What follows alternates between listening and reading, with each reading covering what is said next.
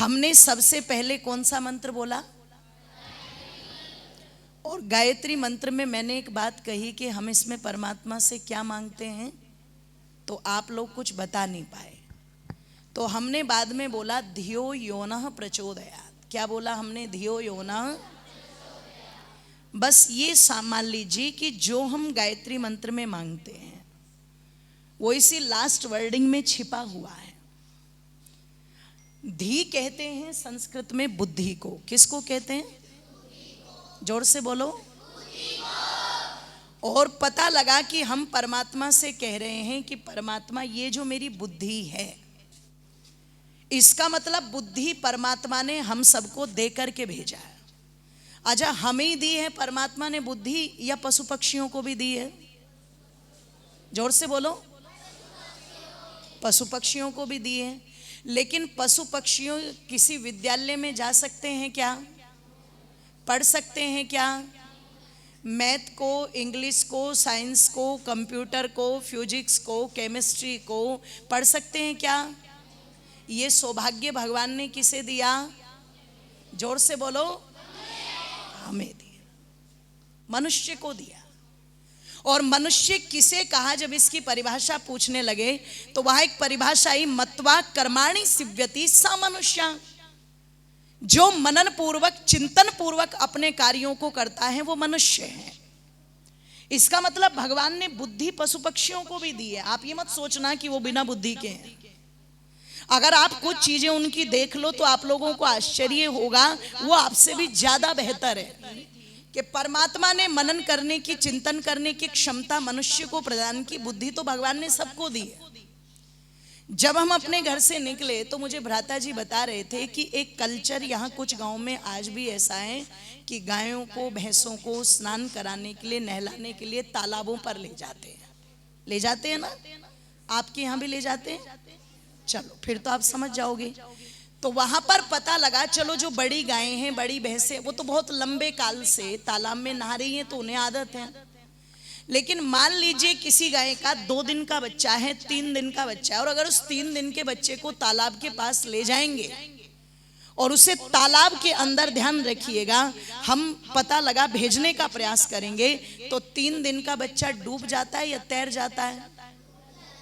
किसने कहा? आपने कभी देखा प्रैक्टिकल करके?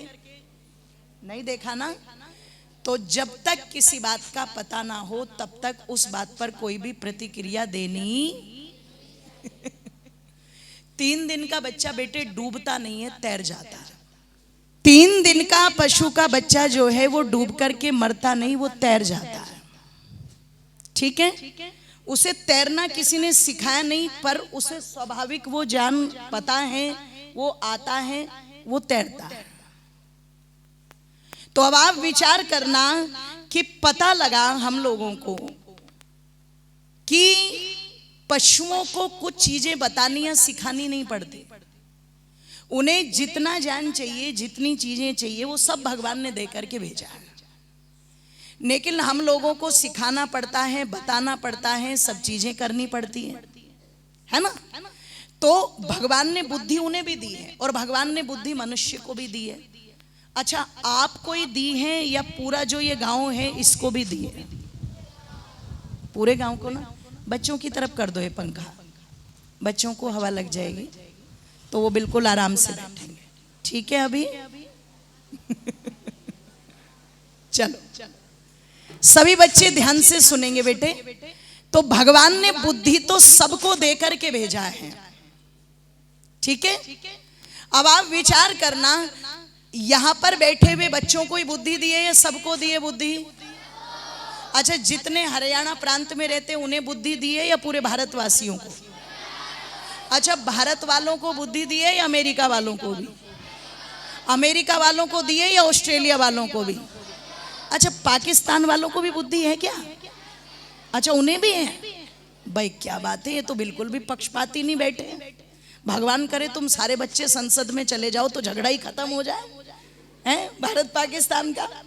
अब पता लगा कि बुद्धि परमात्मा ने सबको दी है, that is the fact point. लेकिन समझने वाली बात है, एक व्यक्ति अपनी बुद्धि को लगा रहा है कि मुझे फलाने के घर में चोरी करनी है,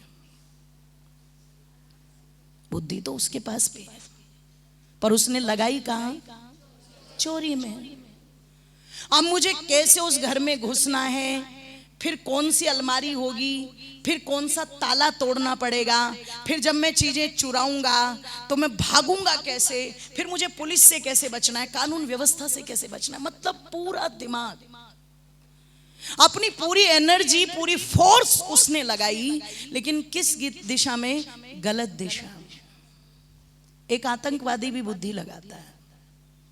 26/11 का मुंबई के अंदर जो हमला हुआ, लाइव बोट के माध्यम से बैठ करके आना, मुंबई के अंदर एंटर करना और एंटर करके ताज होटल तक पहुंचना, जहां इतनी सिक्योरिटी, ये बिना बुद्धि का काम नहीं था।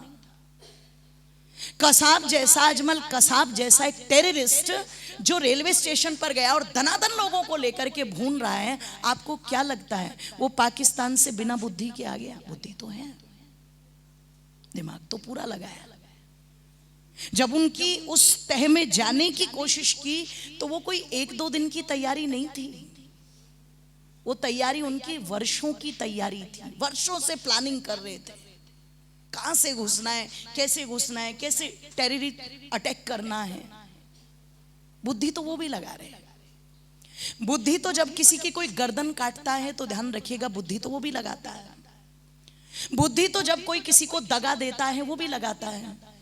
किसी सिस्टम में बैठा हुआ कोई अधिकारी अगर करप्शन करता है, भ्रष्टाचार करता है, तो बुद्धि वो भी लगाता है। लेकिन ये जो बुद्धि लग रही है वो किस दिशा में लग रही है? गलत। अब सुनो, गायत्री मंत्र में जो हमने भगवान से कहा, ये बाद वाला जो हमने वाक्य बोला, धियो यो न प्रचोदयात्, हे प्रभु मेरी बुद्धि को किस मार्ग पे लगाना है, तो हमने परमात्मा से कहा मुझे बुद्धि देना। और सबसे पहले मैं अपनी बुद्धि लगाऊं कि मैं इस संसार में अगर आया हूं तो मुझे लाने का काम किसने किया है, मेरा जन्म किसके माध्यम से हुआ? जोर से बोलो, परमात्मा। चलो, परमात्मा के बाद माता पिता। परमात्मा के बारे में हमें माता पिता बताते हैं तो हम मंत्र आदि बोल करके या जो हमारी पूजा पद्धति है उससे हम भगवान की भक्ति कर लेते हैं। लेकिन अगर एक सामान्य भाषा में पूछा जाए कि संसार में लाने का काम मुझे किसने किया, तो वो मेरे माता पिता ने किया। हमें अपनी बुद्धि कहाँ लगानी है? जो मेरे माता पिता मुझे संसार में ला रहे हैं। और बेटे ईमानदारी से बताना, आपको संसार में लाने के लिए माँ ने दुख सहे या नहीं सहे, कष्ट सहे या नहीं सहे? आपको पता है, किसी डॉक्टर से पूछना कि जब एक माँ बच्चे को जन्म देती है तो उसे कितना पेन फील होता है, कितना दर्द होता है। हमारे जरा सा पैरों में दर्द हो जाए, सर में दर्द हो जाए तो हम चिल्लाने लगते हैं मम्मी मम्मी मम्मी। अब मम्मी पता नहीं बेचारी 70 जुगाड़ कर रही है, कहीं दवाई ले रही है, कहीं चाय देगी, कहीं सर दबाएगी, कहीं तेल लगाएगी, पता नहीं क्या क्या करेगी। जब हम माँ से जन्म ले रहे हैं तो किसी डॉक्टर से पूछना कितना पेन फील होता है माँ को, तो डॉक्टर बताएगा 70-80 हड्डियां एक साथ टूट जाएं। कितनी? 70-80 हड्डियां एक साथ टूट जाए। जितना दर्द उस समय होता है उतना दर्द मां को एक बच्चे को जन्म देने में होता है। इतना पेन फील करती है एक मां। हमें अपनी बुद्धि लगानी है, जिस मां ने मुझे इतना दर्द सह करके जन्म दिया, चाहे मैं बेटे के रूप में पैदा हुआ या मैं बेटी के रूप में पैदा हुआ, अंतर तो कुछ भी नहीं है। सामने लिखा हुआ है लड़का लड़की एक समान, चाहे मैं बेटे के रूप में पैदा हुआ या मैं बेटी के रूप में पैदा हुआ, लेकिन जितना कष्ट मेरी माँ ने बेटे को पैदा करने में किया उतना ही कष्ट बेटी के समय में भी था। जितना कष्ट बेटी के समय में था उतना समय बेटे के समय में भी था। कष्ट तो कष्ट था, दर्द तो दर्द था, लेकिन आपको जन्म दे करके एक बार सोचना, थिंक अबाउट इट, कि माँ रोई थी या हंसी थी? रोई थी। तुम वीडियो बना रहे थे उस समय।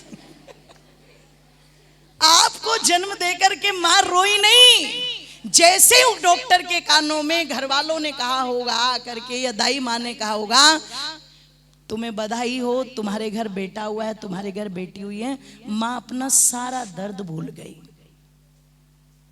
और बस वो खुशी से तुम्हें देख रही थी, बहुत खुशी से देख रही थी।